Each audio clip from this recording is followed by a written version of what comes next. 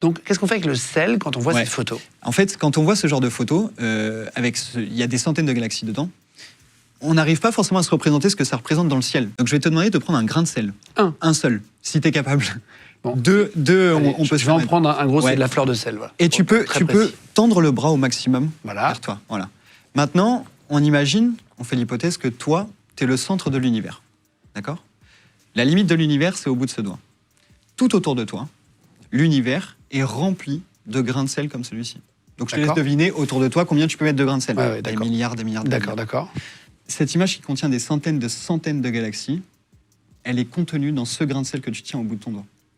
Donc, au bout de ton doigt, il y a des centaines de galaxies, chacune contient des centaines. Ça, c'est l'équivalent de si je regardais avec un télescope, juste dans l'équivalent de ce grain de riz en tendant la main. Et quand tu sors dehors et que tu vois le ciel, et ben ce grain de sel, en fait, correspond à un grain de sel dans le ciel.